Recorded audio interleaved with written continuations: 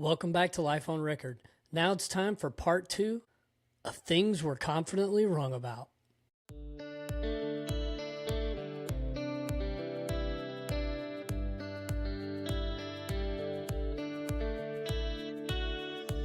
Yeah, so let's talk about health and money beliefs and what we've definitely got wrong about those. So, Kenny, how do you stay healthy? Ooh. And this is just, obviously, we want to be honest about all of this, but Yeah, how what do a you stay mixed healthy? bag of tricks this podcast is. Well, I healthy-ish, I guess. I haven't always had the best diet when it comes to food, especially when I was younger. But luckily, as we've talked about, I have an amazing wife who loves to cook and has been on top of cooking healthy for many years now, and trying to get the best type of food so that we're not eating crap all the time. I mean, I love Taco Bell or Burger King as much as the next person, but you can't eat that all the time. So You mean you can't eat that No. every day and have to run to the bathroom when you're done? no, luckily I haven't had that issue with Taco Bell, but that's why I keep going back. That's why they call it Taco Hell. If there's I'm not going to name, but there's a place that I stopped eating years ago because of that very thing. If you're having stomach issues after you eat food, you only do that to yourself so many times before you just cut it completely out. Exactly. So yeah, I eat, like I said, I eat as healthy as I can. Yes. Do I eat stuff I shouldn't eat? Occasionally, yes, of course. But I will say this, for the first time in many years, this past Christmas was the first time in, I don't know how long, probably at least 15, maybe even 20 years, that I did not have the famous Little Debbie Christmas tree cakes. You didn't have Nope. Christmas tree cakes this Yeah. year. Are you serious? I just Oh kind my of forgot gosh. about them. I have given up the other holidays ones. I've given up the other ones, but Christmas I gotta stick to the Christmas trees. Yeah, cutting out Little Debbie snacks over the years and cutting out fast food, most fast food, just eating more salads.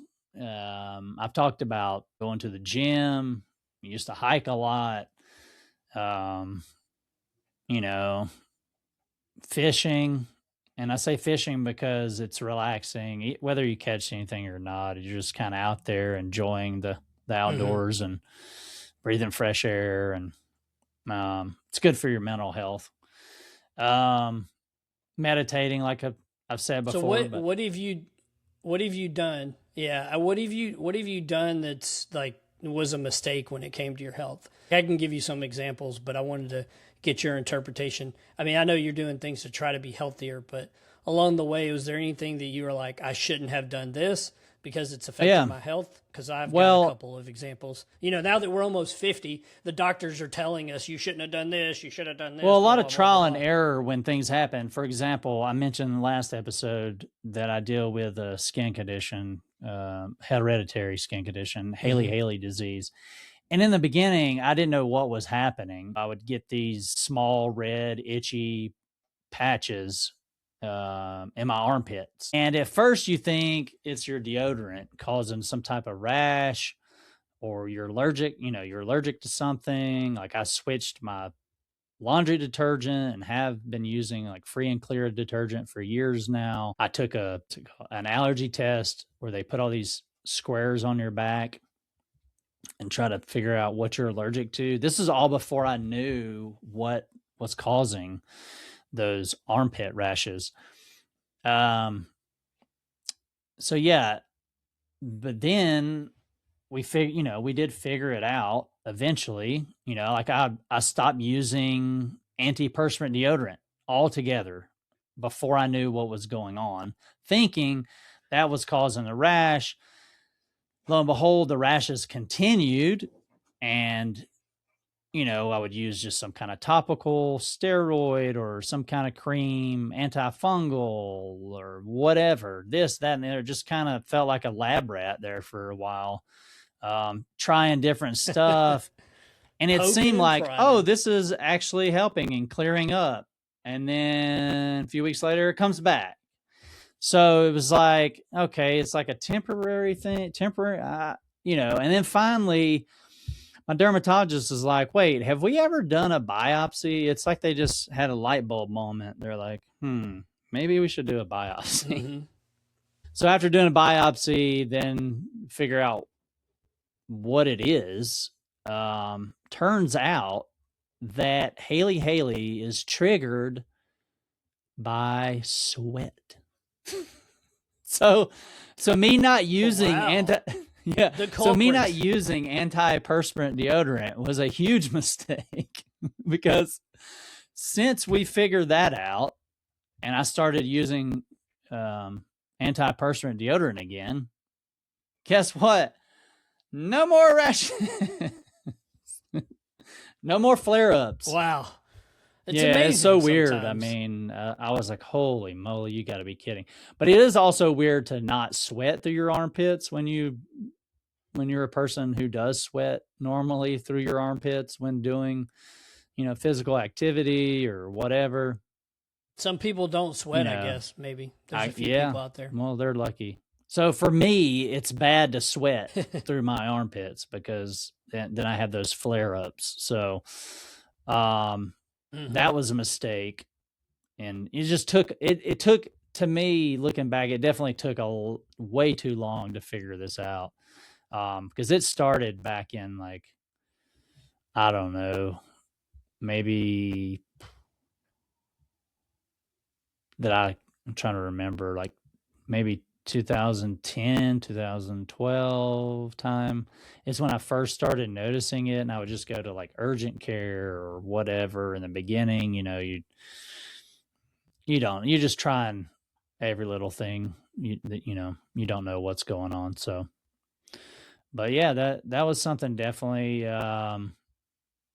Trying to think if there's any other things I did for my health that were a mistake. Yeah, I really can't think of anything at the moment. I'm sure there's something out there. All right, go ahead. I've got a few. So a couple of things that I've gotten wrong about my health. One is when I was younger, I could eat and do anything, just about, right? So it's like, oh, I can eat whatever I want. I can do whatever I want. I'm exercising enough. I was in the military doing a lot of running, doing a lot of workouts, a lot of exercising. And then as you start to get older, you notice that things don't work the way they used to. You can't push your body as hard. So I learned that the hard way by injuring my leg, injuring my ankle, injuring my knee, and then just having to recuperate from those things. That was definitely a lesson learned a few times. I pushed my body to the point where now that I didn't eat that great, even though I was eating military meals, I'm eating stuff on the ships, I'm, doing all those things, but I would still do whatever I wanted, eat whatever I wanted. And now I'm kind of paying the price of that where, my levels aren't, when you have your blood test, the levels aren't where they should be. So now I need to cut back on those things. Being almost 50, you need to cut back on animal fats. I need to cut back on a lot of the dairy and the sugars and any of those things because now I have a fatty liver. Kenny's shaking his head like, no, those things taste good. And I drink a lot of coffee, a lot of tea. So I've cut that back to just drinking, black coffee with just a little bit of half and half. That's the portion size. I've switched to just drinking regular hot tea, not sweet tea, which we grew up drinking sweet tea like it's water. Soda Drinking too. more water. That's another mistake I've made. Yeah, soda. I have almost cut out all soda, although I have a little bit every once in a while, like to splurge, going out, having dinner or something with friends or with my wife, and drinking alcohol. Not that I drank a lot before, and I really didn't, but that's affecting my health. So I've cut back a lot. So I've bought all this alcohol that I have. I love to drink scotch, Whiskey is amazing, but I can only have it sparingly because the doctor has told me, look, this is what you're doing to your body. This is what's happening to your liver. This is what's happening to your organs. You need to cut back, although my amount of alcohol is 1 or 2 drinks if we go out for dinner and I'm not driving, or we go out with friends and we take a ride share or something. So I wasn't already, or just sitting around the house and having a drink, having a little scotch with after dinner, right? That I'm not going anywhere and just hanging out and relaxing at home. But just cutting that out is starting to help my body recover. I've started to do fasting, which I didn't do before. I would just eat every meal and eat between meals and do all this stuff. Now I'm starting to fast in a longer period of time. So at a certain time at night, not eating until a certain time the next day, so that my body can start to naturally recover and burn some of that fat around your stomach and fat around your organs. I've learned that you have to do that and drink more water. Obviously, I wasn't doing that enough over the years, and it's just not good for you. And yeah, exactly. And I have a cup right here, but it's just water in there. So he says. That's all it is. It's fucking vodka, man. It's a clear liquid. It's a clear liquid. Maybe something. That's like I think it might have been the first episode. You saw I had a glass and it was a clear liquid. You can guess what that was later, but maybe you can comment back in one of our platforms and guess what you wanted it to be. Maybe it was water. I don't know. You can guess. Listen, I'll look at the comments. Well, you made me think of something, right. Matt. I know you're. But okay, something. Yeah, I'm something just we rambling on and trying to tell you about all the issues that I have, that I've made so many mistakes, like eating too many cheeseburgers. You know, I am not a heavy person. Yeah, we're I'm pretty not a big person. thin. But if you eat too many cheeseburgers, yeah, exactly. If you hit McDonald's, which I don't like McDonald's, but I love Burger King, or any of those other things, it will start to hurt you. And wait a minute, before you jump in, I know you want to jump in, Kenny. I wanted to say this one thing. There's one thing I know that I have learned because I made a mistake throughout my life and haven't done it, is stretching enough. Now I have to stretch before I do anything. My hips hurting after right I do now. anything, because if I don't, I can't even walk. My legs hurt, my hips hurt, my back hurts. I have to stretch a lot, and I should have been doing that when I was younger. The doctor is telling me, you need to do stretching. You need to do this. My dermatologist has said you need to put sunscreen on your whole entire body when you're going outside, whatever is reaching the sun. I wasn't doing that. That's a mistake. So now I have to put medicine on my face. I have to put medicine on my neck because my brother and I have the same kind of skin condition, although mine's not that bad. But I have to now put medicine on because I wasn't taking care of it when I was younger. But now, Kenny, I'll turn it over to you. Yeah, well, I probably forgot what I was going to say. But one thing, I thought of two things while you were talking. Point number one, I forgot. But point two is point two. Point two was we both deal with acid reflux, and for it's so for bad. years, I take medicine twice a day. And something that you realize is you can't drink soda all the time. You have to limit like red sauce and fried foods, and look it up. Whatever causes acid reflux or gives you issues. You need to limit those things or just cut them out completely. I've also dealt with kidney stones. Knock on wood, it's been a while since my last one. I've only had 2. And, staying hydrated, drinking lots of water. And there's specific foods that they believe contribute to kidney stones. So you kind of have to limit those things. Some things, like greens, collard greens, stuff that we love. You can't eat it all the time. Chocolate, of course, it will be the death of me because it's so hard to give up chocolate. On to money beliefs as part of our second part of segment 3. So, Kenny, how do you see money, and what have you gotten wrong along the way? Wow. Well, did you forget we were going to talk about this? No. Well, to me, money is a necessary evil. Unfortunately, we do need it to survive and do the things that we want in this world. things we love to do, like travel and whatever, buy certain things. Yeah,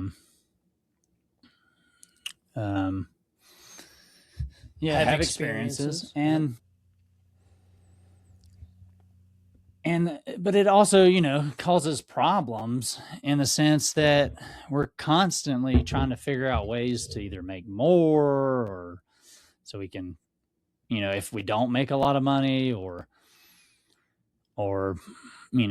have trouble paying bills or whatever, because you spent too much money doing something you shouldn't have been doing, or we've all made those mistakes when we were younger.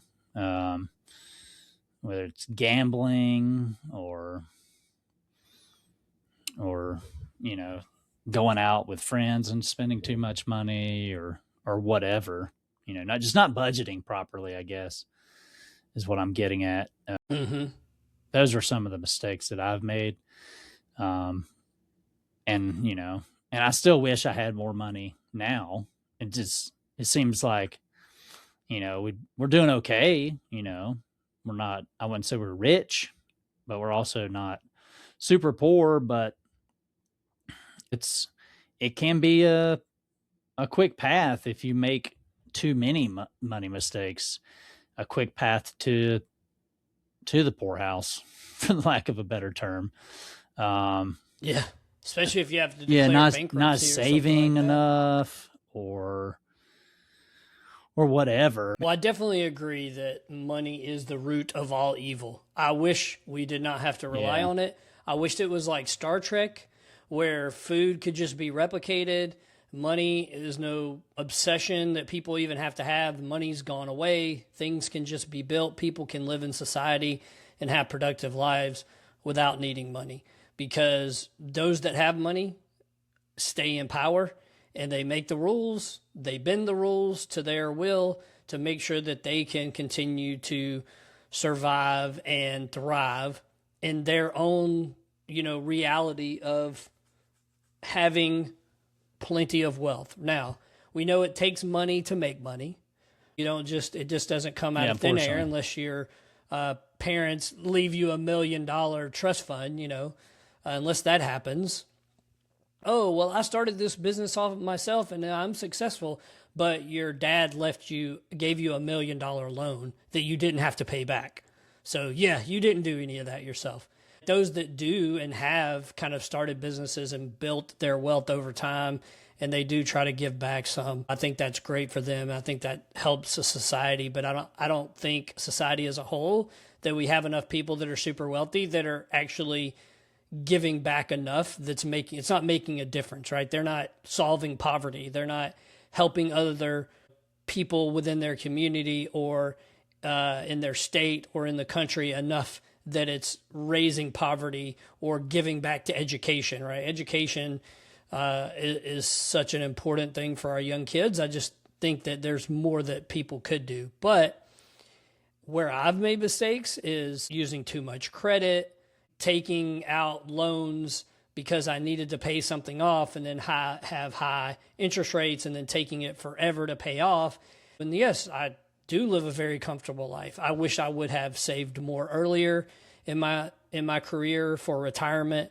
Although I'm retired from the military, I still need to work and I still need to save for retirement, so that when I am the appropriate retirement age, and hopefully it's before 62 and a half or before 65, whatever that is, I hope that I can retire before that and still live a very comfortable life and not have to work another day, so that then I can spend time with my family. I can do the things that I want to do and enjoy without having to work and depend on someone else to pay me a paycheck. I wished I would have made better decisions earlier in my life and my career to save more towards retirement, and maybe I could have retired when I retired from the Navy and not have to continue to work.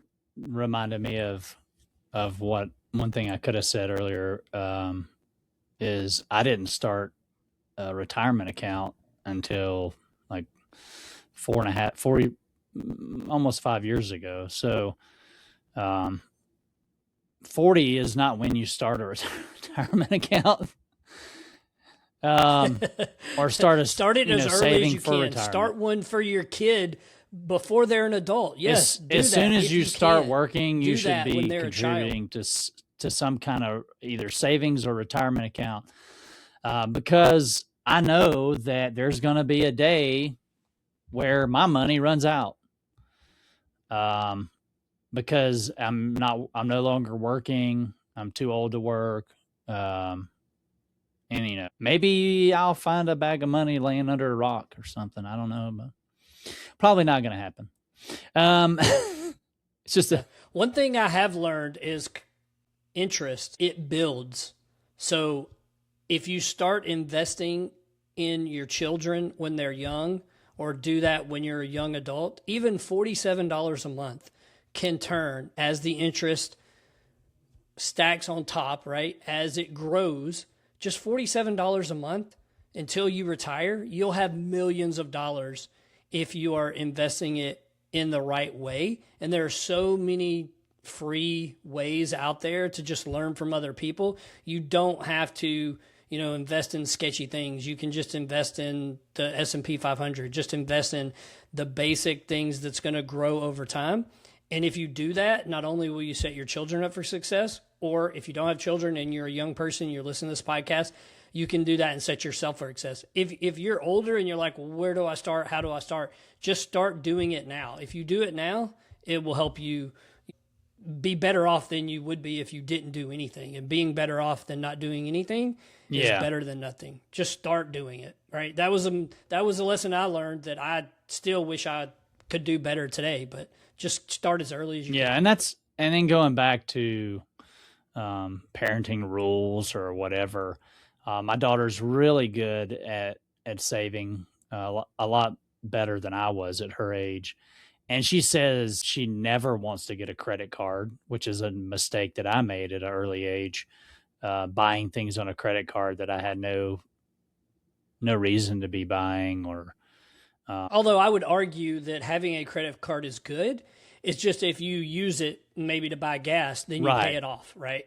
So that way it shows that you have credit. So if you're using that to show credit, that's going to build your credit score if you do need to use debt later to buy a house or to maybe buy a car or whatever. But then also, investing in yourself by putting money away, let that compounding interest grow and help grow whatever account you have to continue to grow your wealth. So if you're not using a credit card and you're saving based on whatever money you have left over, but you're using it enough just to pay off your bills, save the rest, still experience life, it's still going to be helpful. Right. And that's something I explained to her about credit cards, because she has this negative connotation, I guess is the word, when it comes to credit cards. And which is fine. And if she can go through life and never have one, more power to her. But I did tell her, I said, look, you do, if you want to buy a house one day, or if you want to buy a brand new car and helps with your credit, you need to build some kind of credit. Having no credit is almost worse than having bad credit to some people. Also, renting your own apartment.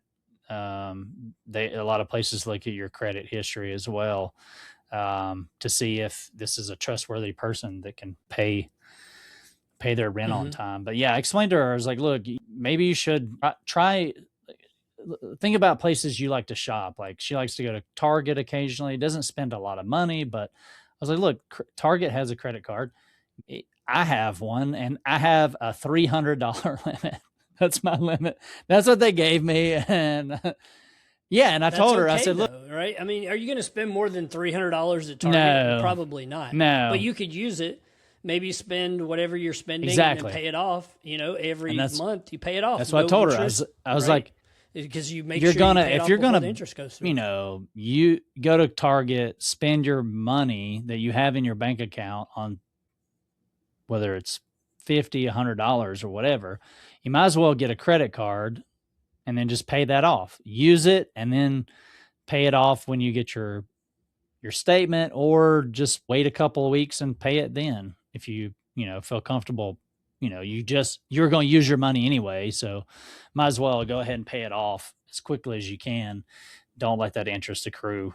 So yeah, that ties in, like I said, to parenting rules and things I've talked to my daughter about when it comes to money and stuff like that. It's good. And we've talked about all these things that we've gotten wrong in life.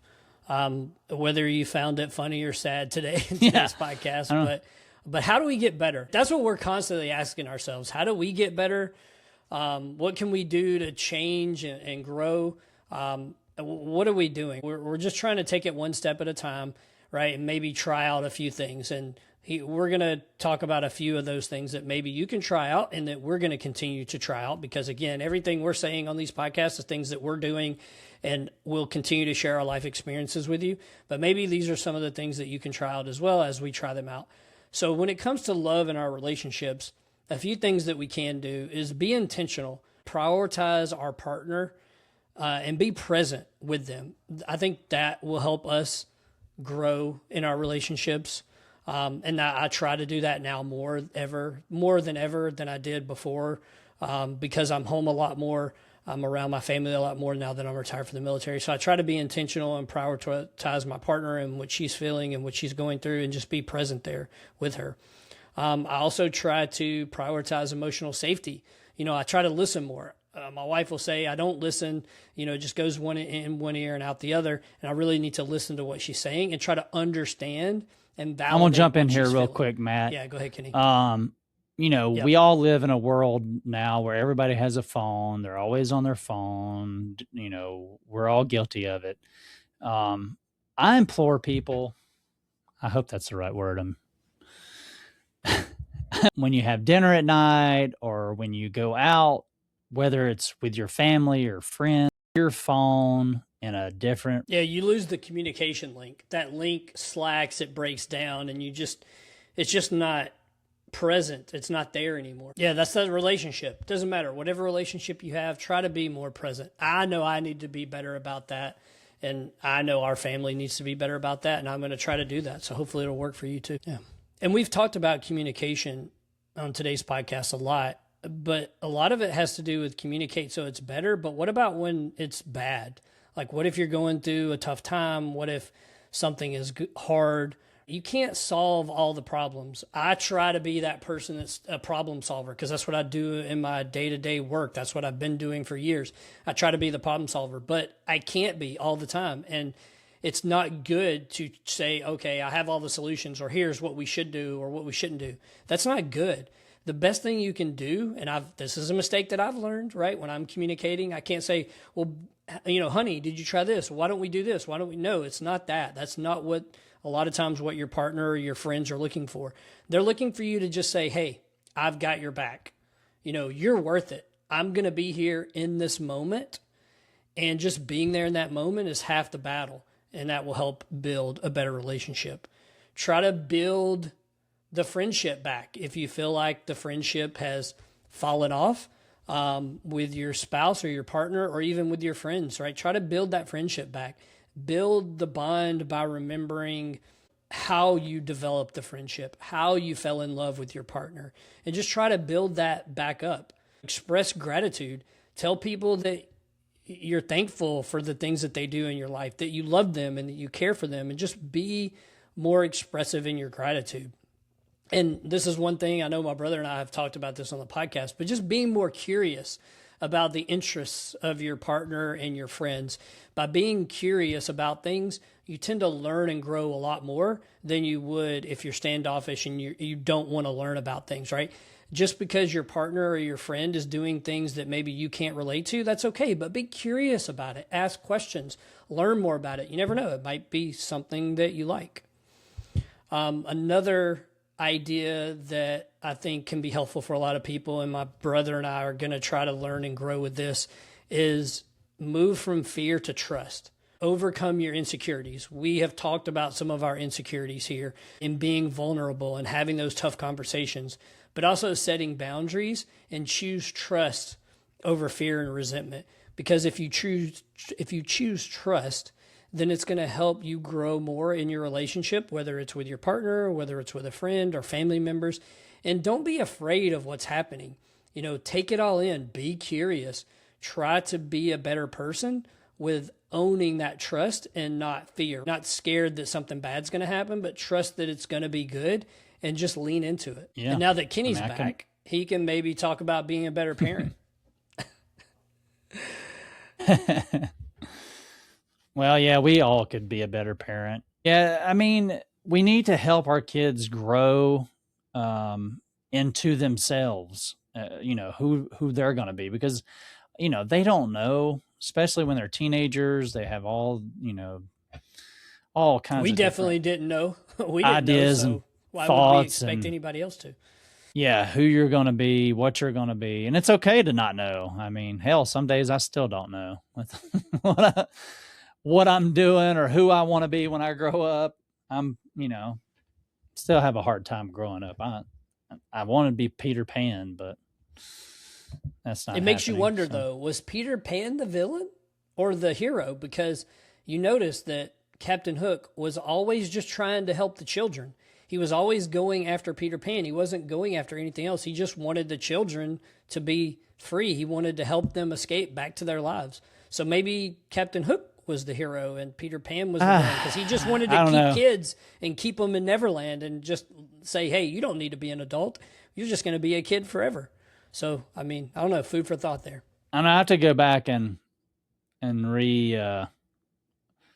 see Peter Pan. He went to people's Captain houses Hook and took kids from their family and took them to Neverland so they would never grow up and they would be there forever. Yeah, that sounds like kidnapping, Matt. Yeah, exactly. That's what I'm saying. Captain Hook was just trying to help them, set them free, let them go back home. So he kidnapped them to do all that. No, he was only after Peter Pan. He wasn't after the kids. He just wanted to help set the kids free. He wanted to capture Peter Pan so Peter Pan wouldn't keep going and stealing kids from their homes and bringing them to Neverland. Because remember, Captain Hook wasn't from Neverland. He went there. Yeah, I definitely need to revisit that, because that's not how I saw it at all. Something to think about.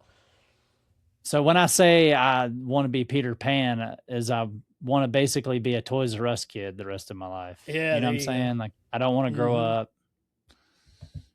That's what I meant. Didn't know it would turn into something deeper, that now I got to go revisit something from my childhood that is not what it seemed. But yeah, so encouraging our kids, supporting them and their interests. My daughter loves guitar. Highly support her with that. She has both acoustic and electric guitar, plays both as a hobby right now, but she's learning and growing, learning different songs. She has a really great ear for music, really sensitive ear for it. So very supportive of that. But no matter what your kids want to do, even if it's something that they only do for a short time and they're like, nah, it's not something I want to do anymore. You don't want to encourage them to necessarily give up too soon or too quickly, but at least be supportive either way. So if it's just not for them, or you see that it's stressing them out too much to do something, well, I mean, of course we want to protect our kids. We don't want that for them. So yeah, just be very supportive, encourage them when they need it, and let them find their own way and their own passions, because they're all different from us. My daughter's very similar to me in certain ways, and also very different as well. So, yeah, I mean, it's they have to live their own life at some point. And unfortunately, they can't stay children forever like we want them to. That's a conversation maybe for another day, but I would love for my daughter to be a child forever, and you may feel the same way about your kids, but maybe it's just because she's a girl, and I want to protect her from the world. But yeah, they do grow up. They do, have their own interests, and they are like, my daughter she has no interest in sports whatsoever. It's just like my sons. Like, we couldn't even get her in sports. But my wife's the same way, other than figure skating. She's from Russia. She loves skating and figure skating specifically. And Winter Olympics were just a couple months ago.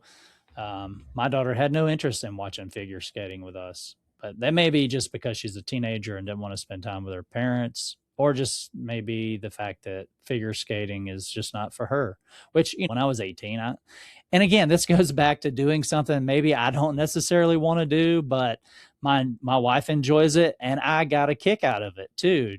And some of it's funny to watch, especially when they do, if anybody's familiar with figure skating, and here I go off on a tangent again, but figure skating, I don't understand what you're talking about. What is figure skating? Could you explain that? Yeah, you do. Shut up. Figure skating. So at the end, when all the like competitive aspects of figure skating are done, they take, and they're just completely tired sitting on that bench waiting for their scores. That's what I'm talking about is like the last event. They really do. I forget what it's called, but they basically just go out there and do whatever. And a lot of them dress up in strange, silly, goofy costumes. And it may be just one person. It may be a team of multiple people or two people skating together. It's just kind of a loose, fun thing. And it's always kind of funny to see. Like one guy I think he was from Spain, was dressed like a minion. Oh, what? I only time I saw figure skating was at the Olympics, so I don't.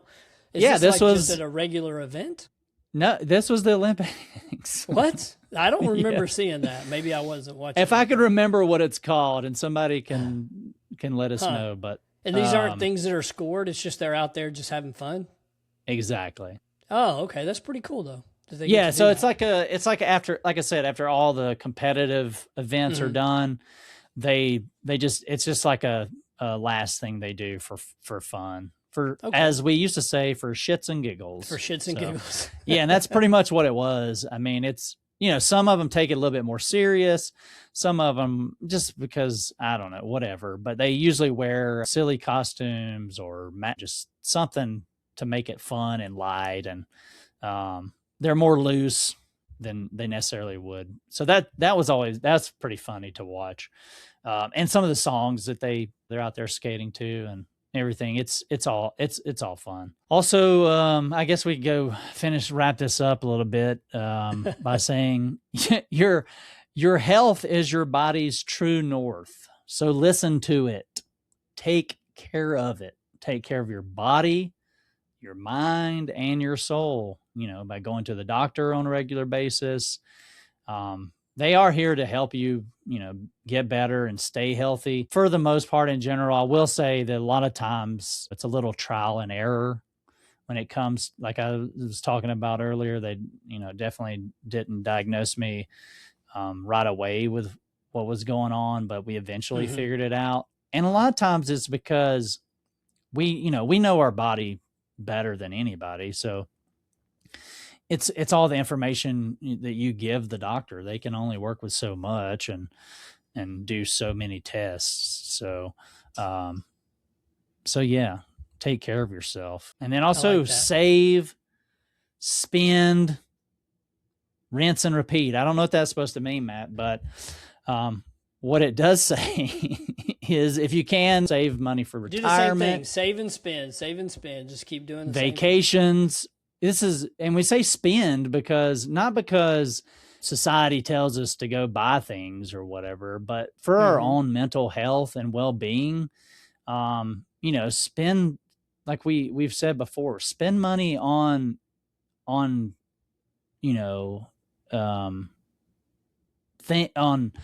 doing experiences. Experiences. Thank you.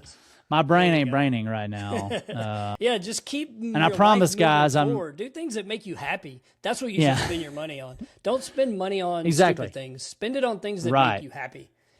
I mean, if making you happy is a cheeseburger, go buy that cheeseburger. But you might want to go see the doctor to make sure you don't have a fatty liver. Yeah, and we say save money because things will happen unexpectedly. Yes.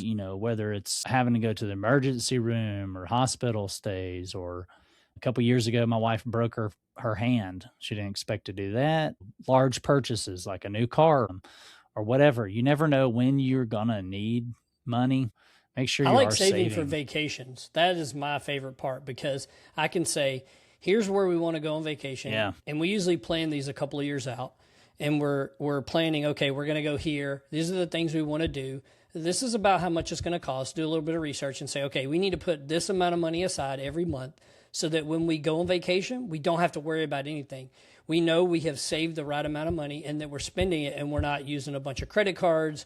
We're not overspending and things like that. We have set aside the right amount of money to go on vacation so that we enjoy it and we don't have to worry about anything. And then when we come back, we settle everything out and we go, oh, we actually didn't spend all the money we saved. Or, well, we went over just a little bit, but at least we saved almost all that we could so we can go on this really nice vacation. And to me, that's fun because you're planning towards a goal and something that you're looking forward to. And it actually makes me look forward to it more because I was like, oh, I put away this. Great. Because so when I get there, I can go out and have a really nice dinner. I can go out and do these experiences when we're on vacation and I can go enjoy it instead of just sitting in the hotel or sitting in a house that you're renting or whatever it is and not doing much. You're actually out there doing and enjoying this place that you're getting to visit, especially when we're traveling around the country because it is a little expensive to do that. But you get to enjoy that time when you're out. Even if it's doing things that don't cost a lot of money, you're still setting aside the money to maybe stay in a better hotel or stay in a better house so that you can go and do a bunch of other things too. Because I can tell you what, when we go on vacation, we don't stay in a cheap place. We stay where it's nice so we can sleep comfortably and then we can go out and do those things and still enjoy it and have a restful place to come back to. Yeah, and one thing you'll find, at least in my experience, is you may end up saving too much money. That's or okay. what I mean is by not you set aside, you think you're going to need X amount, you save that amount, you go on vacation, and then you end up not even spending it all. That happens sometimes, and then That's a win. Yeah, that's a win-win. So you get your vacation and you saved even more money somehow. Yeah, you can get those new Jordans. Yeah, if that's what you're into, sure, yeah. Again, and spend then also money on the things you enjoy. Yeah. Also, there is a lot of great free advice out there. I don't know who this person is. My brother wrote this down. Tyler Gardner. I have no idea. Yeah, I listened to his podcast. He has a podcast, free advice on financial. Yeah, he was a financial planner. All of his information is given out educational wise. He has Instagram. He has a podcast. But Tyler Gardner, if you're looking to just start saving and trying to have a successful life with money, or you have money already and you want to grow it even more, he gives you a lot of advice. Again, all of it's free. It's all educational. But coming from somebody that is a well-trained, he made a lot of money for a lot of people, and he's out there doing it for free. He's just a great person to listen to. And when you start listening to him, you're like, oh my gosh, why have I not been listening to this guy for a long time? Because it's so free and it's so great. I mean, he'll tell you if you have a brand new baby, start putting aside this money, put it here, and by the time they get to an adult or by the time they retire, they're going to have this much wealth, right? He will give you step by step, no matter where you are in your life. You said brand new baby. that is hilarious to me. Opposed to an old baby. I mean, well, if your baby is 15 a brand new baby. 24, but if you have a newborn, he talks a newborn about that through the life. Yeah, we can cut that part out. But if no, you don't have cut a newborn, it if out. you have a newborn, he can help you set your child up for success. A brand new baby. And that brand new baby is a new car that's sitting outside. And I think I kind of got to take care of it. I think I took over for what you were supposed to be hitting. Yeah, these I was points. supposed to read that. And I just kind of, yeah, it's good. I just kind of hijacked it for some reason. But Matt, you want to finish that last point and then maybe wrap us up? Yeah. This podcast we thought would be a little shorter and funnier, but one. it seems like every podcast so far we thought was going to be funnier than it really was. I mean, there are some funny moments. Don't get us wrong. I mean, I don't know. I guess it's up to your interpretation, but right. I mean, the whole pre-med thing, which I haven't brought up until now, I thought was hilarious. If you've listened to our first podcast, but again, I will. In full disclosure, that first podcast, I was high. Yes, you were. Hey, but And you Semper could, and Gumby, if you're too. listening, you could probably tell the difference between that one and this one, or that one and all the other ones since then.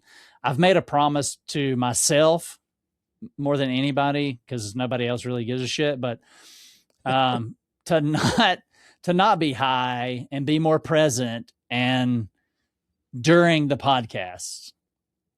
Now, I'm not any other time in my life. It's a weekend, guys. Okay, I don't work on Saturday, Sunday. Be flexible, Kenny. Semper Gumby. It's my free time. It's too easy living here in Colorado to just go smoke a doobie. So I will do that as soon as this is over. I promise you. All you potheads out there that love it and can't live without it. I'm not saying that's me. I'm just saying, don't worry. At some point when we stop recording this, it's time to spark. It's going to be 4:20 your time very soon, so we got to get on. I know. I mean, so let's hurry it up, Matt. Time's a ticking. 20, what is it, 16 minutes, and it'll be... We've missed all kinds of basketball today, too. I know. Exactly. Recording this during March Madness. Luckily, it's crazy. The two teams I picked for the first two games won. So, all right, go ahead. Yeah. Congratulations. All right, so a couple other ideas. If you do have some money, or at least some money to spare, and you would like to, or you can do this without money too, is donate and volunteer your time. Whatever your passion is, donate some time, volunteer, go do those things, support it. And if you have some extra money left over and you want to donate some of that, do it, right? If you enjoy helping others and that makes you happy, then that really is the true meaning of sharing your wealth. So if you can do it, do it. And we'll go ahead and end with that piece. So that's all for today's episode of Life on Record. Like, share, and subscribe. And if you're new to this podcast, tell a friend, a family member, or a colleague about us. We just might make their day. Thanks for listening.